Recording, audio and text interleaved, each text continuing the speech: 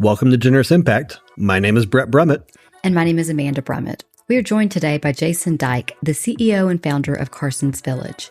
In this episode, you'll hear how through his own loss and the support of his village, Jason and the team now serves others in times of unexpected loss. From burial arrangements to support groups to proactive check-ins on families, they truly serve as the village for those in need. Well, Jason, thank you so much for being here with us today. We really appreciate you taking the time to be on Generous Impact. Well, I'm happy to be here. Thank you for the invite.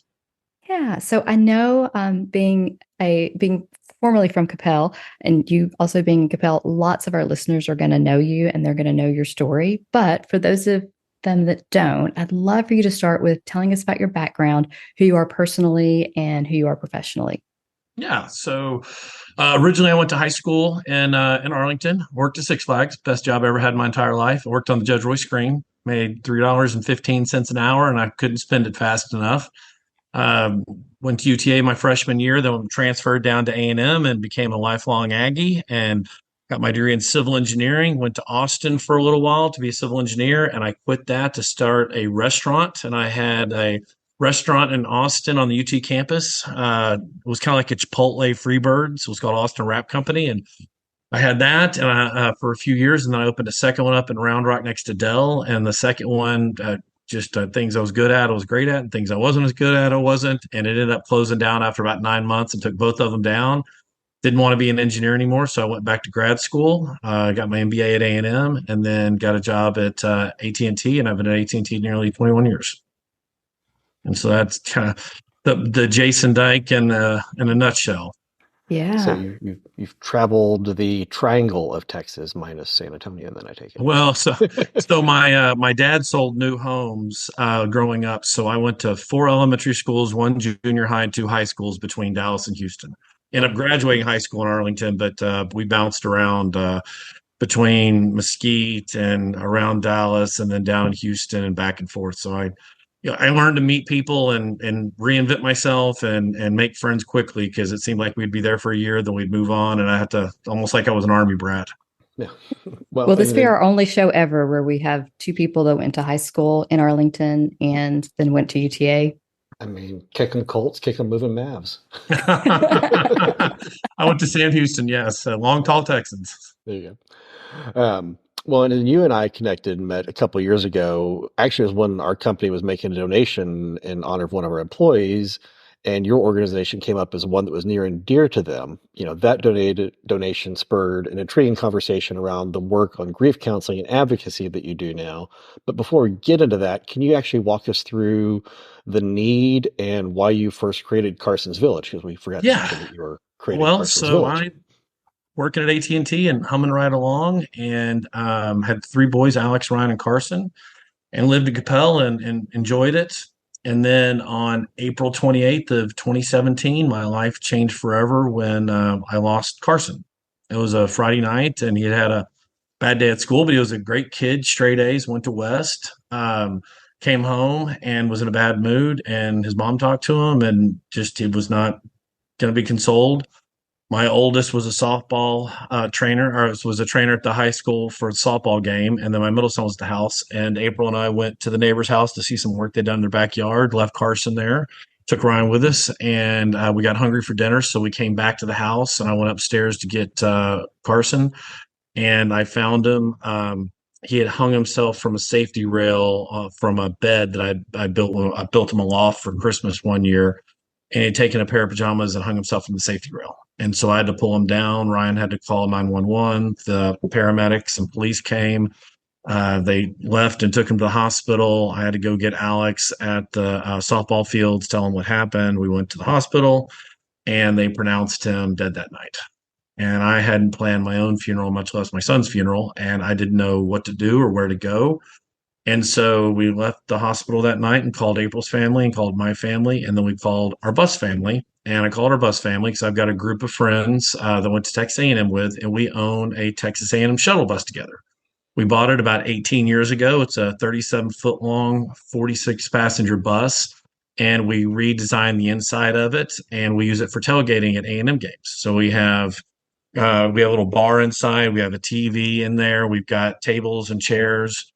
And we used it, like I said, tailgating A&M games. And we've known these folks for 30 years, and our kids have all grown up together. And when we told them about Carson, they came in town and just took care of us. And we were very fortunate to have the our bus family come in town, the community. I'm tied to the community. I did a lot of volunteer work in Capel, great work relationships, and we just had a lot of support.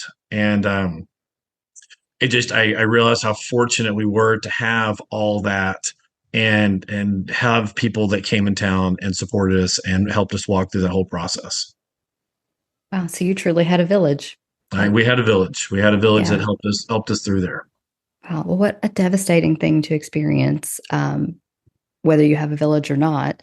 But it sounds like from your experience, you were able to see that not everybody has that that village to take care of them, and that you guys use that to create an amazing organization where you jump in and help families that experience sudden loss of a loved one, and it's all free. So, can you walk us through what all Carson's Village does? Yeah. Well, so when we were going through that process for my family, we didn't know where to go or what to do. And a friend is the one that found Rolling Oaks for us. And so we went out and met with Rolling Oaks staff, and they were very nice. But, as with any funeral home, there are things that they can sell you. And at one point, they asked if I wanted to buy a bunch of flowers go on top of the casket. And I literally thought, I need to buy these flowers because I don't want someone to think I didn't love my son. But I had a friend there, and the friend said, "Well, instead of putting the flags on the casket, we'll put an A&M flag on the casket instead." And that meant more to me than a bunch of dumb flowers ever would have.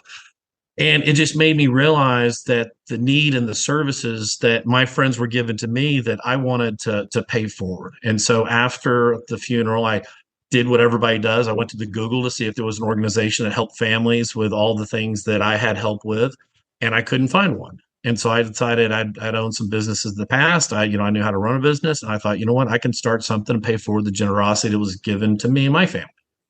And so Carson passed on April 28th of 2017. By June 27th, I had my 501c3, so less than 2 months.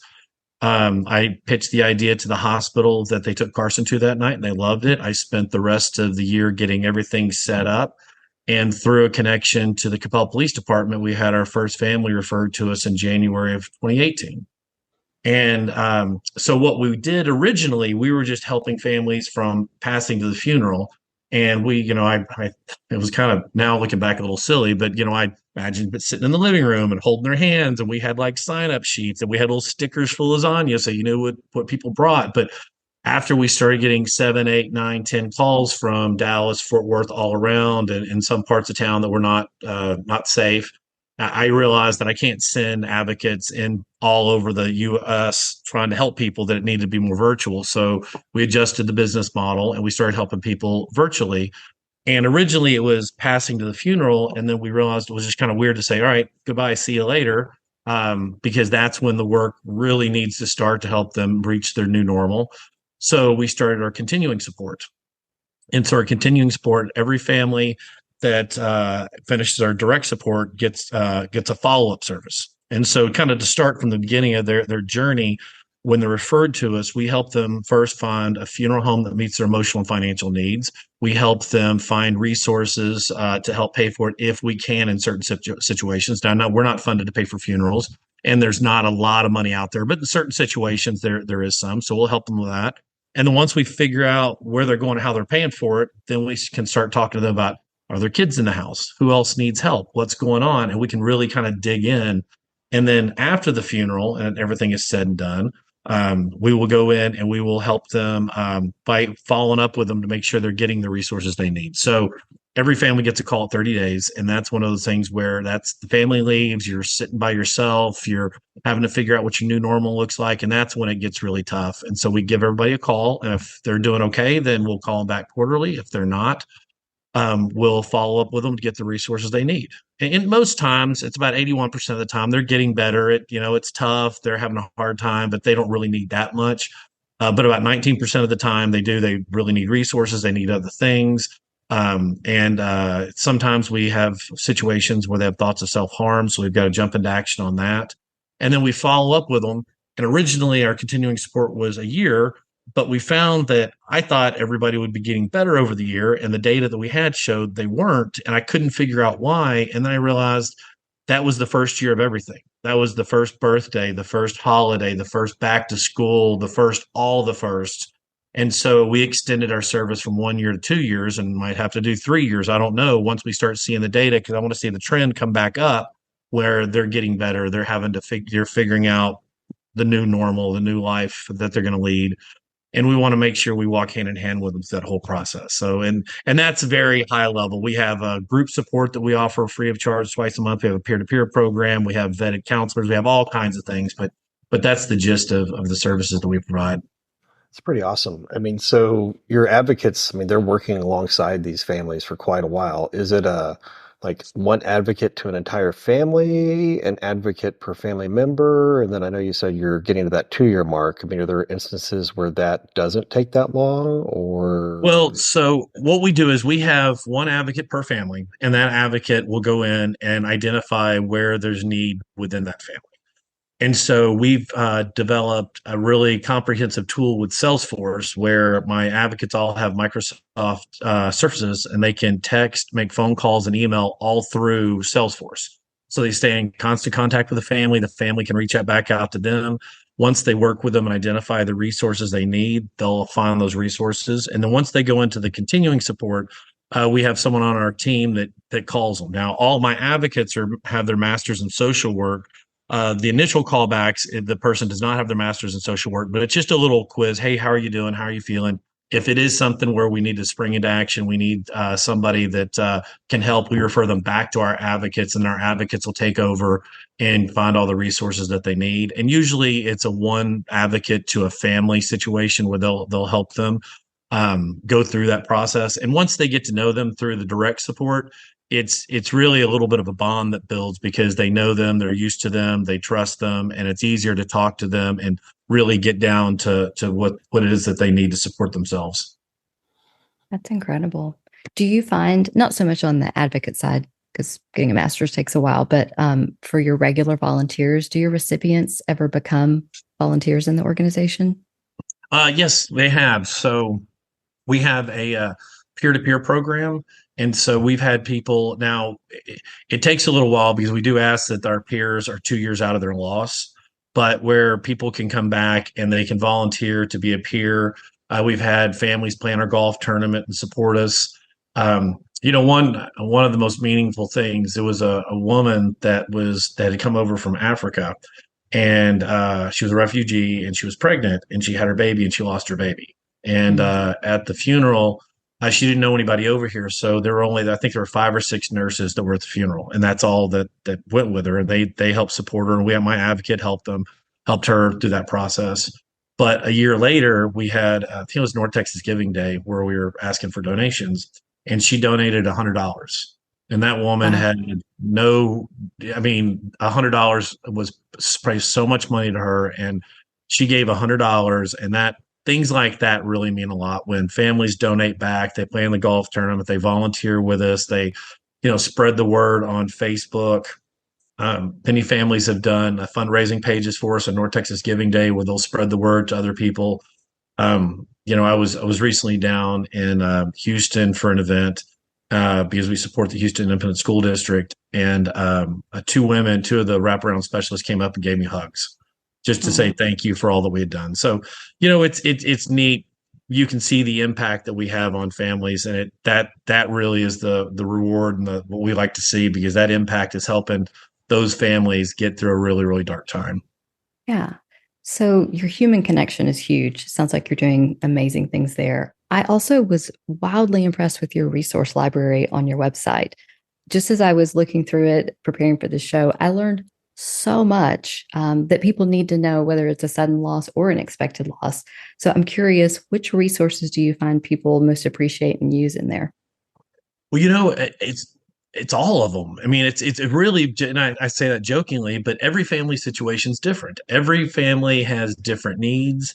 Some of them have some support where they just need some guidance. Some have no support. We had one person that was he was 22 living with his mom. His mom passed from cancer, and he didn't want a male advocate. He wanted a female advocate because he was so used to his mom. And we kind of walked his hand and provided all the services. And the services that he needed were really different than a single mom now who lost a husband that was trying to figure out how to raise two girls on her own, and the services that she needs. And so it just varies across the board. And what happens so we have all our resources on the website, but then whenever we put the information to Salesforce will run a query against our internal database and bring back a list of resources that apply to them. So there's about seven categories. Are they a vet? What is their gender? Or what race are they? What zip code do they live in? And we've got thousands of articles in Salesforce that it'll go and find what applies to the family, and then our advocates will give them that resource. But if you look at across the board, what probably means the most to everybody, it's that our services are free, because they're lost. They probably just got a hospital bill. They're getting bills for whatever. They're going to a funeral home. They're spending thousands of dollars on a funeral home. And then when we come in and say, hey, we're going to help you and it's completely free and we're not asking anything of you, you can almost hear the stress just come off them, and just the sighing like, oh my gosh, thank you. I have somebody I can trust. I can somebody I can ask questions to, someone that's not going to try to take advantage of me or sell me something. And to provide that, I mean, I think that resource in of itself is the one that applies across the board to everybody, that everybody can benefit from. Yeah, it's almost too good to be true. It means a lot to folks, and you hear it, and we hear stories and testimonials, and it does mean a lot. I hate that we actually have to talk about like the impact of your organization, because, a huge impact also means that there's been a huge loss and people have experienced that. But you talked about the expansion, and how have you grown so fast, going from 46 families back in September 2018 to now we're 5,100? Well, actually, before this, I looked, so we're at 5,160 as of this morning. And Wow. those referrals, I want to say the last time I looked, came from nearly 300 different referral sources. So we get referrals from all across the country.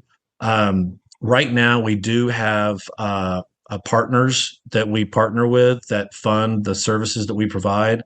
We have several partners that we support, not only providing services to their patients, but also to staff and to people that work there. And so it's really the the expansion that we were really looking towards is those partnerships, because those are what's funding all the work that we do. Because I don't ever want to charge a family for anything we do, but at the same time, nonprofit is not something that doesn't require money. It's like an organization, any organization you run, a nonprofit has payroll, has internal expenses, has a structure. We have Salesforce. Salesforce is not free to us, but that's the backbone of what we do. So we're always looking for opportunities to make partners and to expand our services. But at the same time, we do have, like I said, 5,100, 5,160 families that have called us asking for help from all across the country. We've had the military. We're listed on the Red Cross's national website. We did a lot of work with New York City during the pandemic. We've got great relationships with many hospital chains across the U.S. It really varies it varies greatly in terms of the types of partnerships we have, but we're always looking to make new partners. Yeah. And you mentioned that you've expanded into the bereavement programs for the schools and hospitals, and as part of that expansion, can you tell us specifically about those programs? Well, so what we do is, and specifically when it comes to hospitals, once a patient passes, the family leaves, and then they're kind of on their own to figure it out. So what we've done is partnered with hospitals to be an extension of their bereavement program to make sure that connection is still there, so that there's a relationship between the family and the hospital going forward. Because as with any organization, you've got customers and you want to stay in contact with those customers, and hospitals are no different. And so they're looking to make sure they provide as much support as they can to families in those situations as they can. And that's where we've brought some value to the table to provide services to those organizations. That's incredible. So, Jason, one thing I was wondering about, you're a civil engineer, you have an MBA, you have a 20 plus career with AT&T. which I assume is not your typical nonprofit leader No, profile. no. Um, how does that change the lens through which you approach nonprofit management? Well, I've owned businesses before and I've been in corporate America before. So all that came natural to me. The nonprofit side was a little different. And that is, while it is 80% a company, like a for-profit company, you do have a board of directors that you have to work with. You've got funding where you have to go apply to grants. I mean, it's a different funding model. So there are different things that a nonprofit has to deal with that a for-profit doesn't. Especially for us, we're not selling our services. So, well, we are in a little bit, but not to our direct clients. So that has been a little different. But I've got a great board. Currently, my board chair is Jennifer Barkowski. She's the CEO of Girl Scouts of Northeast Texas, and she's got her entire career has been in nonprofit, and so she's been a great guide. I've had mentors that mentored me through this whole process, and then at the same time, I've started giving back and mentoring smaller nonprofits, just like I was mentored to kind of pay it forward a little bit. So you tend to learn as you go, and the mistakes you make end up kind of costing you a little bit, but that's part of growing and learning and building a business. And you've got to, I learned too, you like any business, you can't be rigid in what you think your business model is. You've got to get in there and try the first version, and it's going to be 1.5 and 2 and 2.5 and 3 before you figure out what it is, and you've got to be open to that. And I think that my experiences in the past have allowed me to be open to ebbing and flowing while staying true to our original mission. How we deliver that mission and how we deliver our services has changed a little bit. We're not sitting in the living room like I originally envisioned, but we're having a much bigger impact than I ever would have if I said I had to stay in the living room. And so my experiences have really all culminated into this opportunity. And I hope that we go beyond 10,000 to 20,000 to 50,000 to 100,000. I hope we continue to do good in the world. Unfortunately, the service is needed, and we're happy to be there for families when they need us. In paying it forward and doing all that and mentoring, you also do still just simply volunteer with other organizations like the Capel Education Foundation. So what keeps you going to keep doing that, and what drives that passion for helping the community in so many different ways? Well, I like to be involved. I like to be there. Even for Carson's Village, I still haven't gotten a paycheck out of Carson's Village. I've gotten probably a dozen free lunches out of it, maybe, for all that I put back into it. Maybe one day that'll change, but yeah. So I'm still volunteering for Carson's Village. I volunteer for the Capel Education Foundation board, which I thoroughly enjoy because it's part of the Capel community. I've done volunteer days through AT&T before, and it's fun to give back to the community and be a part of that. So it's something I've always done. When I was in college, I was in a organization called Alpha Phi Omega. It's a co-ed service organization that's an offshoot of the Boy Scouts. It's got Greek letters, but it's not really Greek. And all the people that we owned the bus with were in Alpha Phi Omega. And so we did service projects. So all through college, I just did service projects. We would do Adopt a Beach and Adopt a Highway and re-roofing elderly homes and, Meals on Wheels and all those things. And I enjoyed it back then, and I continue to enjoy it. I like giving of my time. We're glad that you do. Also, if I ever make it to Kyle Field, I want to see this bus, by the way. You're more than welcome. Actually, as it turns out right now, it's in the shop. So we're hoping to have it ready for this weekend. So we'll see what happens. We had a little hitch in our giddy up. So we're trying to get that fixed right now. Good But to know. it's good. It's a 1982 Thomas. So she's got a few years and a few miles on her. Very cool.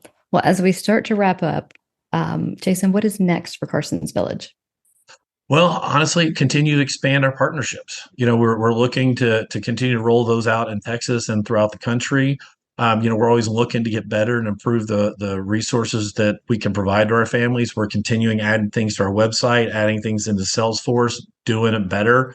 I just recently had a local nonprofit that I actually mentored early on with emailed me asking me for resources. So, we're growing and we're a part of the community. And so I want to continue to grow the organization. I want to continue to help folks. And we've got some ideas on how we can uh, expand our services that we're working on right now. But all that, takes money as we go through. So we're always looking to continue with our golf tournament, would be a part of North Texas Giving Day.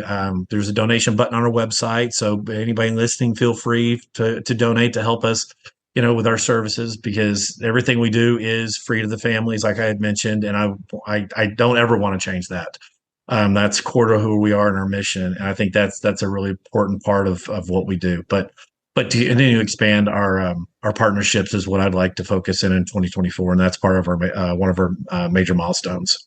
Nice. Now you're connected in the community. You're inspiring us and others. Where are you gaining your inspiration from today?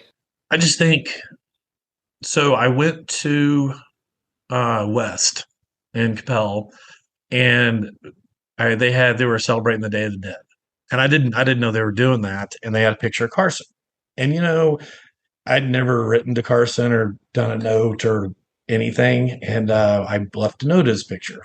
And I just said a few things, but one of them was, I think you'd be really proud of what we're doing. And Aww. and so I think you would be, you know. So that's what inspires me every day, to make him proud of what we're doing, make him realize we're doing it in his name, and all the good that we're doing and helping people. That I think he would be impressed by that, and like what we're doing. And so that's what motivates me to keep pushing forward. Well, I made it to this point before I got wet eyes. So if you can listen, there's wet eyes over here. So what is it that our community can continue to do for Carson's Village, for the mission, for the advocates? What role can we play?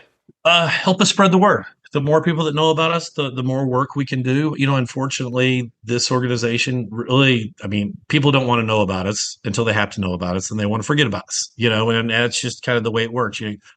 You go to a bookstore and you can get books on having babies and weddings and all these happy things in life. And there are not many books about sad things in life and death. And so people don't want to talk about it. And so while we try to have a more upbeat message, the more people that know about us, so that we can be top of mind when something does happen, the more people that we can help and the more people that we can touch. And so just really helping us get the word out, supporting us, on social media, telling our story, connecting us. If anybody listening is at a connection somewhere that they think would be worthwhile, they're more than welcome to contact me. You can email me at jason@carsonsvillage.org. And I'm happy to meet with anybody, or to establish a connection that might be beneficial. Well, that's amazing. I hope we get a lot of connections for you. I hope that, there's more natural grief counseling that has to be done than unexpected. And thank you so much for your time and what you're doing for all of us. Thank you. Thank you all for having me. I really appreciate it. Wow, I'm truly in awe of people like Jason that can take a tragedy and use it as a catalyst for good in this world. To have served 5,160 people through Carson's Village is incredible. And add to it that it's free. What a beautiful service to offer families, schools, and hospitals. Well, while I sincerely hope that our listeners never need their services, I do strongly encourage you to check out their resource library, learn more about their organization, and help spread their message. You can find them at carsonsvillage.org.